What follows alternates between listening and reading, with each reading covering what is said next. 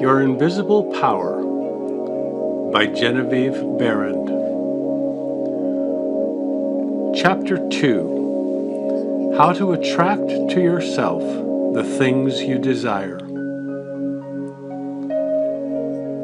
The power within you, which enables you to form a thought picture, is the starting point of all there is. In its original state, it is the undifferentiated, formless substance of life. Your thought picture makes the model, so to say, into which this formless substance takes shape. Visualizing or mentally seeing things and conditions as you wish them to be is the condensing, the specializing power in you, which might be illustrated by comparison with the lens of a magic lantern, which is one of the best symbols of the imaging faculty. It illustrates the idea of the working of the creative spirit on the plane of initiative and selection, or in its concentrated, specializing form, in a remarkably clear manner. The picture slide illustrates your own mental picture, invisible in the lantern of your mind until you turn on the light of your will. That is to say, you light up your desire with absolute faith that the creative spirit of life in you is doing the work. By the steady flow of the light of the will on the spirit, your desired picture is projected upon the screen of the physical world, an exact reproduction of the pictured slide in your mind. A woman came to me for help to cause her husband to return to her. She said she was very unhappy and lonely without him and longed to be reunited. I told her she could not lose love and protection because both belonged to her. She asked what she should do to get her husband back again. I told her to follow the great power of intuition and think of her husband as perfectly free and the embodiment of all that a husband should be. She went away quite happy, but returned in a few days to tell me that her husband desired a divorce in order to marry again. She was quite agitated and had evidently relaxed her will in following the instructions given at the former interview. Again, I told her to hold constantly in her mind that the loving protection of the spirit of life would guide her in perfect happiness.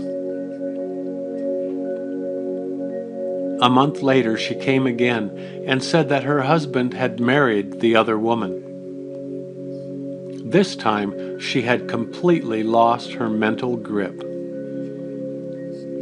I repeated the words for her as before, and she regained her poise. 2 months later, she came back to me, full of joy.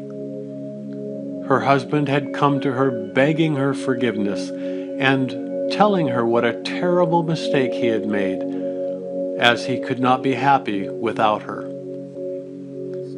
They are now living happily together, and she, at least, learned the necessity of holding her pictured desire steadily in place by the use of her will.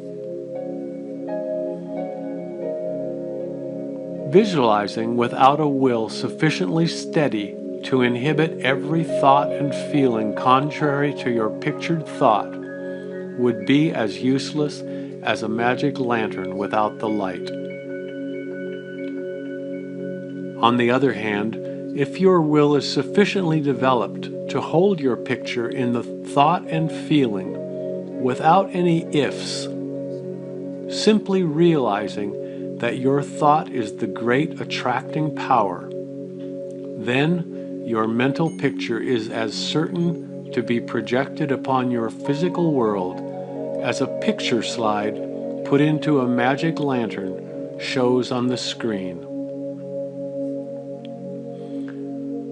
Try projecting the picture in a magic lantern with a light that is constantly shifting from one side to the other, and you will produce the effect of an uncertain will. It is as necessary that you should always have back of your picture a strong, steady will as it is to have a strong, steady light back of a picture slide. The joyous assurance with which you make your picture is the very powerful magnet of faith, and nothing can obliterate it.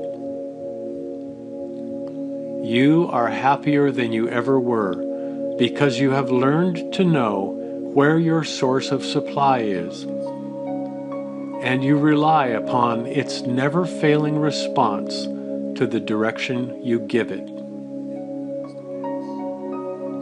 All said and done, happiness is the one thing which every human being wants, and the study of visualization enables you to get more out of life than you ever enjoyed before. Increasing possibilities keep opening out more and more before you. A businessman once told me that since practicing visualization and forming the habit of devoting a few minutes each day to thinking about his work as he desired it to be in a large, broad way, his orders had more than doubled in 6 months.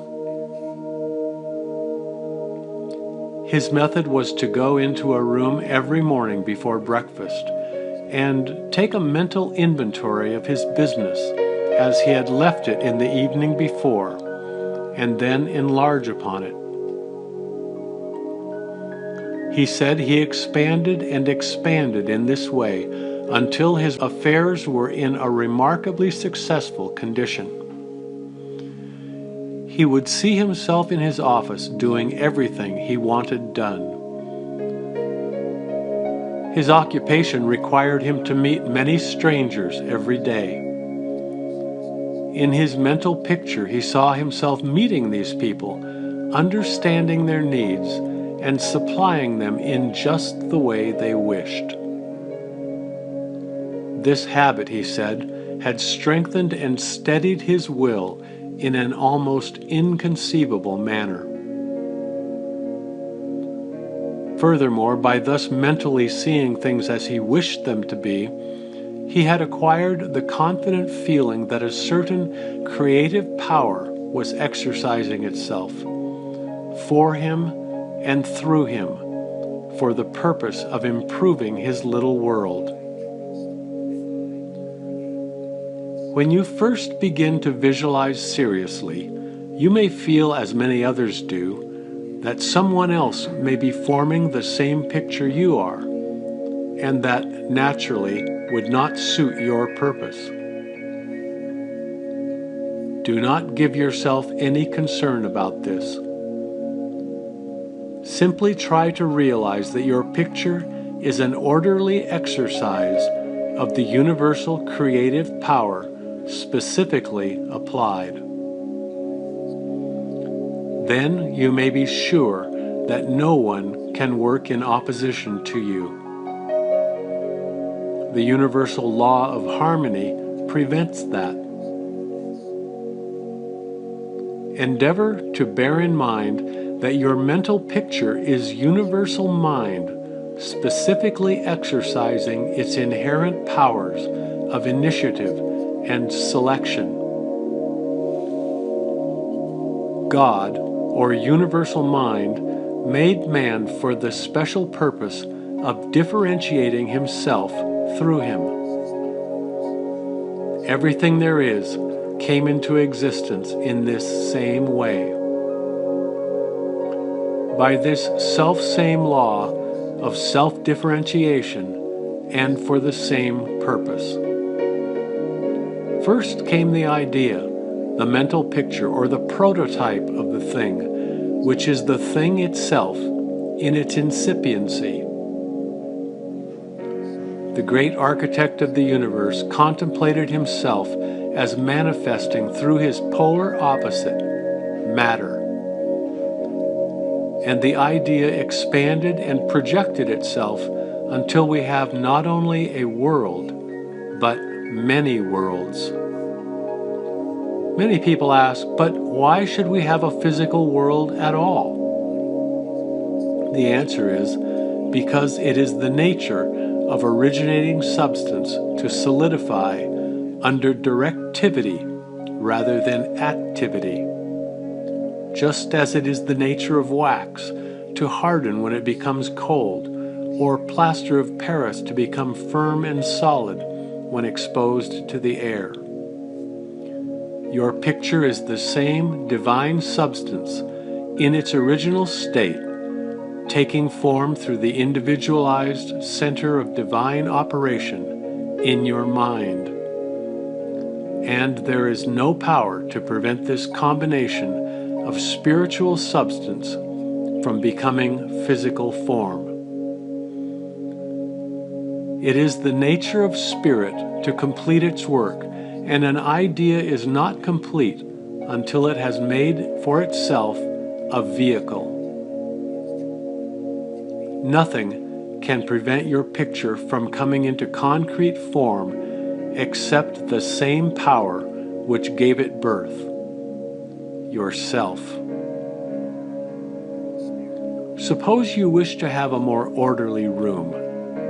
You look about your room, and the idea of order suggests boxes, closets, shelves, hooks, and so forth.